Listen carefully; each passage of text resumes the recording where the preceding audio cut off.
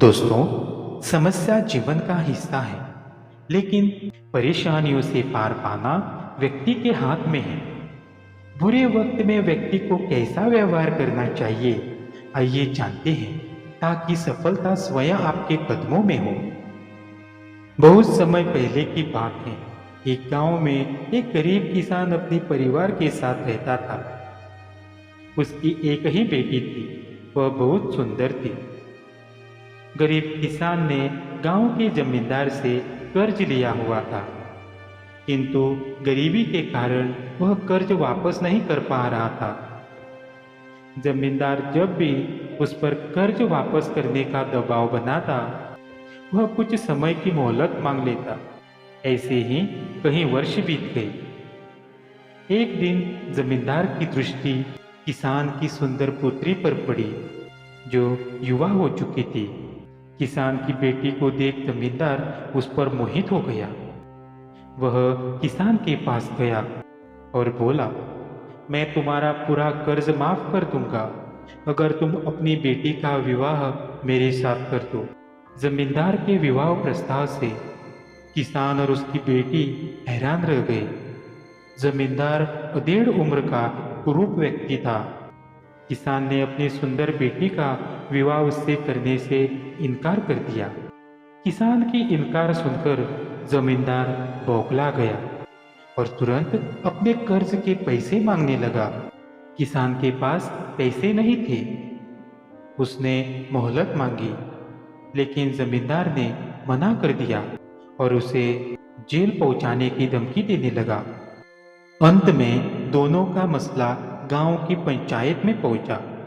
पूरा मामला सुनने के बाद पंच बोले, ये मामला कुछ उलझा हुआ है।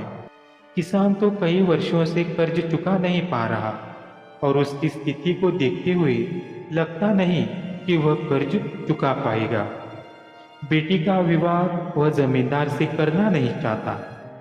ऐसे में बहुत सोच विचार कर हम ये फैसला किसान की बेटी की किस्मत पर छोड़ते हैं। पंच आगे बोले, यहाँ जमीन पर काले और सफेद कंकड़ पड़े हुए हैं। जमींदार इन कंकड़ों में से 2 कंकड़ उठाकर 2 थैलों में रखेगा। किसान की बेटी को बिना देखे उन थैलों में से कंकड़ निकालना होगा। यदि वह काला कंकड़ निकालती है तो उसे जमींदार से शादी करनी पड़ेगी और किसान का कर्ज माफ कर दिया जाएगा।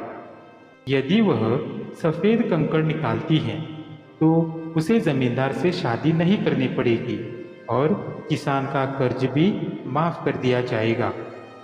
यदि वह कंकड़ निकालने से इनकार करती है तो किसान को जेल में डाल दिया जाएगा। पंचायत का फैसला सुनकर किसान और उसकी बेटी चिंता में पड़ गए। किसान तो सिर पकड़कर बैठ गया। इधर जमींदार ने जमीन पे पड़े कंकड़ उठाकर थैली में डाल दिए। जब जमींदार कंकड़ उठा रहा था तो किसान की बेटी ने देख लिया कि उसने सबकी आंखों में धूल झोंककर दोनों काले कंकड़ ही उठाए हैं। अब किसान की बेटी किसी भी थैले से कंकड़ निकालती वह काले रंग का ही होता। जमींदार इतना धूर्त होगा ये उसने सोचा नहीं था, लेकिन उसे किसी भी हाल में इस मुसीबत से बाहर निकलना था। वह अपना दिमाग दौड़ाने लगी। उसके सामने 3 विकल्प थे। पहला, थैली में से कंकड़ निकालने से मना कर दे और पिता को जेल जाने दे। दूसरा, थैली में से कंकड़ निकाले और चुपचाप जमींदार से शादी कर ले।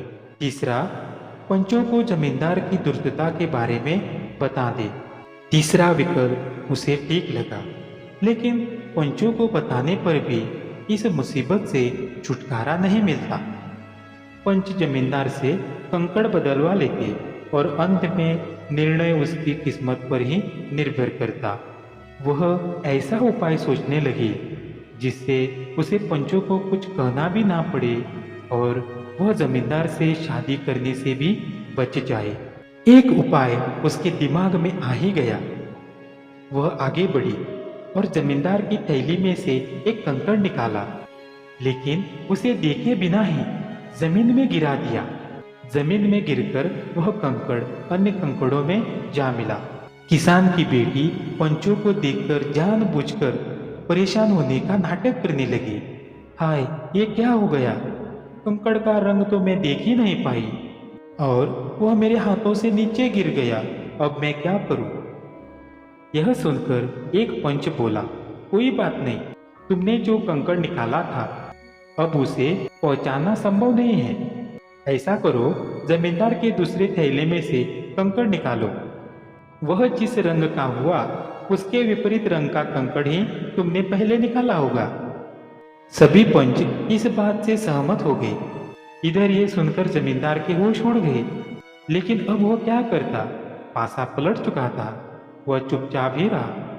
किसान की बेटी ने जब थैले में से कंकड़ निकाला तो वह काले रंग का था।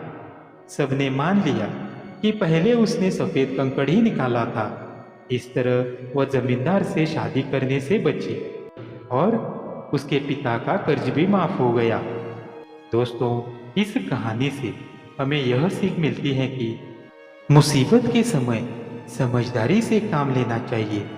जब भी मुसीबत आ पड़े तो बिना हौसला खोए शांत दिमाग से विचार करो, कोई ना कोई हल अवश्य निकलेगा।